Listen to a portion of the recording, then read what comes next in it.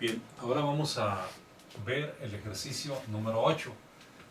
Seguramente que se les hace familiar porque vimos algo muy parecido en el capítulo anterior. Sin embargo, bueno, pues nos piden aquí el voltaje en el punto BO. Nos piden qué voltaje hay aquí en la resistencia llamada resistencia de emisor. Y nos piden el voltaje colector emisor. ¿Cuánto voltaje hay de aquí a aquí? Claramente se ve que esto ustedes pues no lo conocen, este elemento, este componente. Pero lo que sí saben es el análisis por mallas. Entonces, si hacemos un análisis por mallas, aquí tendríamos una circulación de corriente. Y aquí tendríamos otra circulación de corriente, del más al menos. Sin embargo, para esta ocasión, no vamos a ponerle corriente 1 y corriente 2. Simplemente las vamos a dejar nada más indicadas y vamos a colocar la polaridad en estos componentes. Aquí lo tenemos. Y la polaridad también en este. Aquí está, más menos, y más menos. Ahí lo tenemos. Entonces ahora vamos a sacar las ecuaciones. ¿Cómo se sacan las ecuaciones? Empecemos. Aquí tenemos 5 voltios positivos. Y luego hacia este lado tenemos una caída que sería menos 60.000 corriente de base, así se llama, corriente IB. Y luego de este punto a este punto tenemos aquí, este se llama base, este se llama colector y este se llama emisor. Entonces de este punto a este punto hay una caída de voltaje que se llama menos voltaje colector a emisor del transistor. Y por último tenemos el voltaje en este punto que sería menos 250, que es el valor de la resistencia, por la corriente que pasa por ahí, que se llama corriente de emisor. Y todo esto es igual a 0, como lo alcanzamos a apreciar. Entonces vamos a tratar de primero solucionar este problema, esta situación. 5 menos 60.000 corriente de base menos el voltaje colector emisor, que ya no lo están dando, que en este caso es 0.7 de volt. Y luego menos 250 por la corriente de emisor. Pero vamos a sustituir esta parte que está aquí por la corriente de emisor. Entonces sería por beta más 1 por I de base, esto es igual a 0. Aprecien que ahora nada más tenemos la incógnita I de base, porque la beta sí la conoces y la beta es 100. Así que entonces tendríamos aquí este menos este, nos va a dar, si se fijan ustedes, nos va a dar 4.3 positivo, lo va a pasar para allá y pasa como negativo.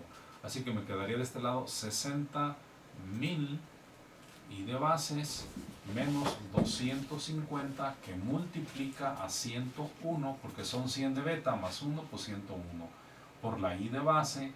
Esto es igual a este y este, lo reducimos y lo aumentamos para allá, que sería menos 4.3. Y ahora vamos a despejar la corriente de base. Para eso vamos a multiplicar esta cantidad, 250 por 101, nos da 25.250. 25.250 corriente de base. Aquí tenemos menos 60.000 corriente de base. Esto es igual a menos 4.3. Por tanto, la corriente de base va a ser igual a 4.3. Estas cantidades las sumamos y nos da 85.250 negativo. Está multiplicando, pasa dividiendo. 85.250 negativo.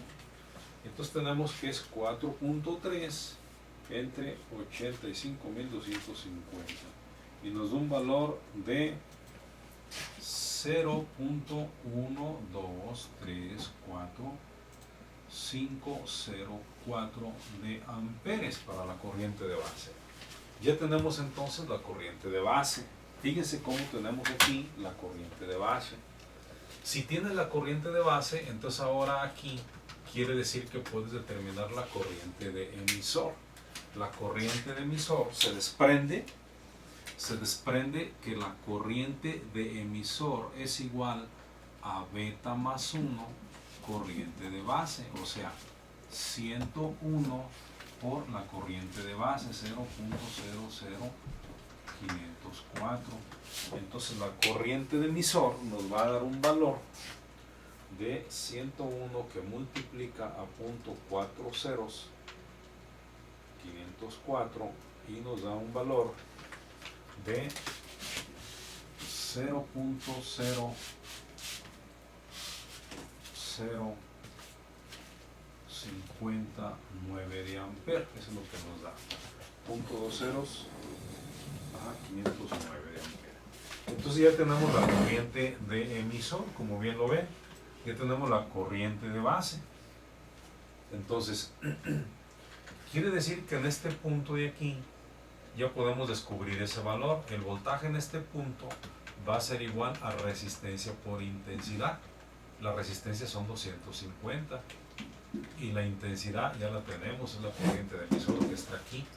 Entonces quiere decir que el voltaje en out es igual a 250 que multiplica a punto 00509. Entonces esto nos da 250 por punto 00509 y me arroja un valor de 1.27. Y ya tenemos la respuesta de Vout, a la cual sí hemos llegado.